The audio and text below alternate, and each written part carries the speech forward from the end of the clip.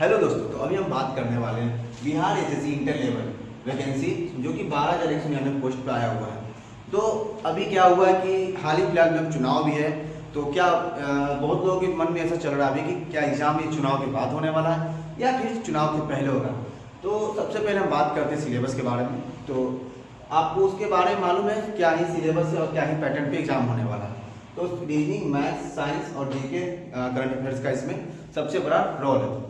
और अगर कहीं देखा जाए तो रीजनिंग का सबसे बड़ा इसमें भूमिका होता है और रीजनिंग काफ़ी अच्छा सब्जेक्ट माना भी जाता है और इसमें लोग फंसते भी हैं और इसी में क्वेश्चन ज़्यादा भी बनते हैं। अगर मैथ्स पे आपका कमांड अच्छा है तो मैथ्स तो प्रैक्टिस कर लीजिए, आपको प्रैक्टिस करना ही करना है किसी भी हाल में। और बात है साइंस का, तो उसको अच्छे से पढ़ना है। और जीके करंट अफेयर्स का, ये सब तो अथाह सागर है जीके कहीं ना कहीं, और करंट अफेयर्स का अलग रोल है ही। और दोस्तों बात करते हैं इसमें अभ्यर्थी भी काफ़ी ज़्यादा है। जिस तरह से वैकेंसी आई है उसके मतलब मुताबिक देखा जाए तो काफ़ी ज़्यादा यहाँ पे फॉर्म को फिल किया गया है। 25 लाख प्लस अभ्यर्थी लोग इस फॉर्म को फिल किए हैं। तो दोस्तों आपको अगर कहीं ध्यान देना है तो सबसे पहले ध्यान दीजिए रीजनिंग पे।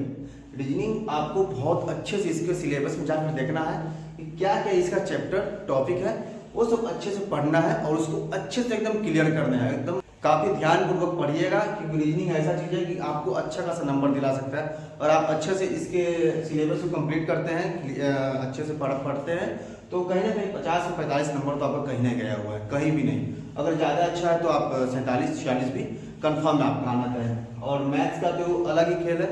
मैथ्स को तो आपको अच्छे से रिविजन करना ही करना है, अच्छे से प्रैक्टिस करना है। तो मैथ भी कहीं ना कहीं अपना नंबर सही लेकर आता है। अगर आपका सही क्वेश्चन है, सही अटेम्प्ट किया है, तो आपको इसमें पूरे मार्क्स मिल सकते हैं। तो कहीं ना कहीं इसमें भी 22-23 तो आपको मिलेंगे। और साइंस, तो साइंस के लिए सिलेबस में जाकर हर टॉपिक को देखिए और उसको अच्छे से अध्ययन करना, अच्छे से पढ़ना है। ताकि क्या होता है कि आप पढ़े हुए भी अच्छे से, लेकिन फिर भी क्या होता है कि जब आप एग्जामिनेशन सेंटर जाते हैं, वहाँ बैठते हैं एग्जाम देने के लिए, तो कभी कभी डाउट हो जाता है। तो डाउट को एकदम क्लियर रखना है क्योंकि ये post Bihar SSC inter level जो है ना, काफ़ी अच्छी वैकेंसी मानी जाती है। इसका पोस्ट भी बहुत अच्छा होता है। और कहीं ना कहीं जीके का अगर बात करते हैं दोस्तों, तो जीके तो अथाह सागर है। जीके का कोई ऐसा नहीं कि मतलब इसको कोई तोड़ सकता है या रोक सकता है, ये तो कहीं से भी आ सकता है। और करंट अफेयर्स भी है, तो करंट अफेयर्स कहीं ना कहीं वैसे तो 6 महीना का जरूरी है, 6 महीना आप उसको अच्छे से तैयारी करें, 6 महीना करंट अफेयर्स, लेकिन कम से कम हम बोले साल भर का करंट अफेयर्स उठाइए पीछे से, साल भर का।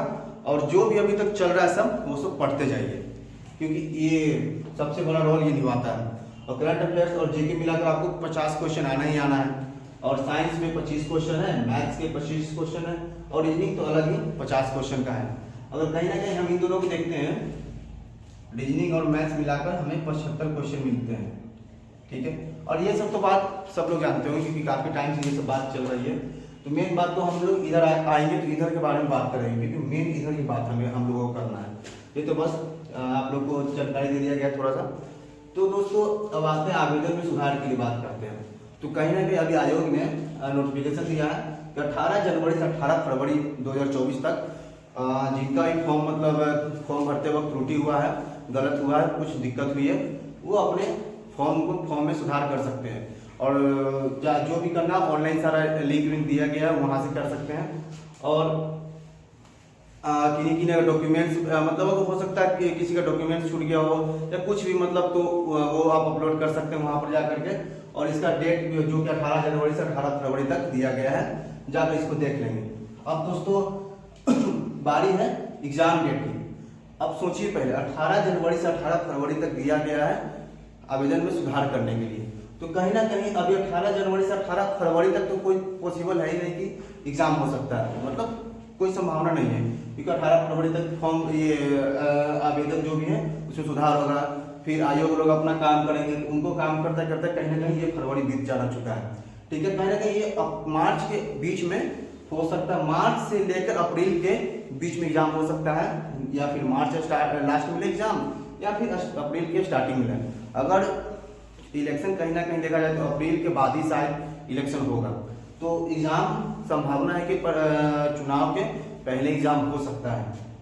तो अभी इसमें तो आयोग की तरफ से कुछ नहीं बोला गया, लेकिन संभावना है कि मार्च से अप्रैल के बीच में एग्जाम हो सकता है। तो अपनी तैयारी को आप लोग भरपूर तैयारी अभी से लेकर चले एकदम से, अगर जिनका तैयारी नहीं भी हुआ होगा वो अभी से भी शुरू कर सकते हैं। बात करते हैं हम लोग कौन सा प्रैक्टिस सेट लगाएं। तो प्रैक्टिस सेट का कोई ऐसा नहीं कि आपको किसी ब्रांड का लगाना या कुछ, मतलब आप अगर आपका सिलेबस कंप्लीट है तो कोई भी प्रैक्टिस सेट आप लगाइए एकदम से धड़ल्ले से, क्योंकि जिनका सिलेबस कंप्लीट होता है वो किसी भी क्वेश्चन को उड़ाते हुए चलते हैं। तो आप किसी भी प्रैक्टिस सेट को खरीद सकते हैं मार्केट से।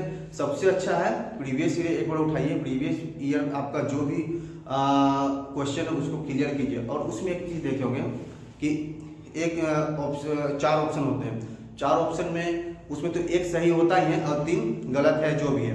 तो जो 3 गलत है या मतलब उस क्वेश्चन से मैच नहीं कर रहा है, उस तीनों को भी अच्छे से जाकर जो एक्सप्लेनेशन में दिया होता है वहाँ पे जाकर अच्छे से पढ़ें उन सबको, और पूरे क्वेश्चन को अच्छे से रिवाइज करें और पूरे प्रीवियस ईयर को पहले अच्छे से सटीक तरीके से लगाएं, उसको अच्छे से रिवीजन करें।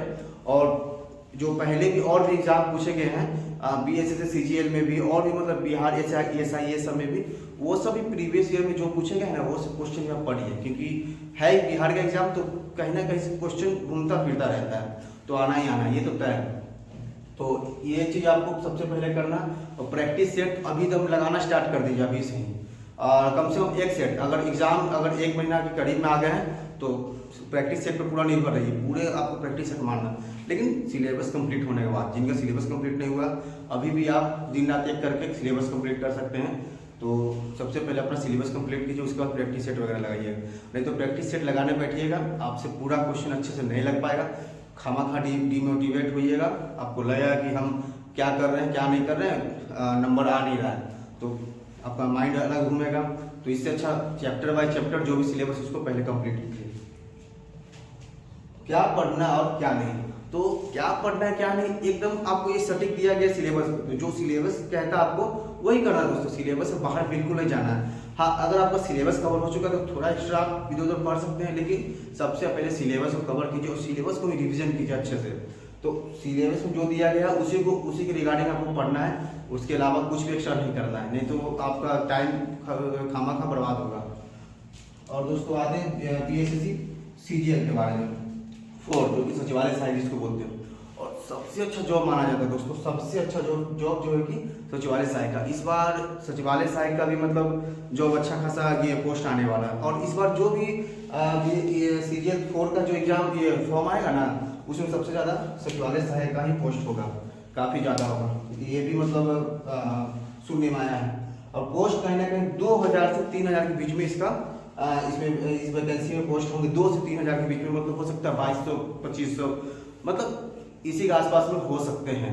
तो आना ही आना है। तो सिलेबस भी आपको उसी टाइम बताया जाएगा, सिलेबस उसका भी आएगा जब फॉर्म, तो ही आपको सिलेबस मालूम चलेगा कि क्या क्या करना है क्या क्या नहीं करना। तो इसीलिए हम एक बात बताते हैं कि सबसे ज़्यादा जरूरी है कि अपनी पढ़ाई को कंटिन्यू रखें। और अगर जिन भाई बहनों ने अगर मतलब जिनका पढ़ाई नहीं छूट चुका है या फिर कुछ भी हुआ है, तो जिनके पास समय है तो वो अपने पढ़ाई को कंटिन्यू करें। और सभी भाई बहन से अनुरोध है कि एकदम दिल लगा कर मन लगा कर पढ़ें, पढ़ाई में कोई कमी ना कीजिए।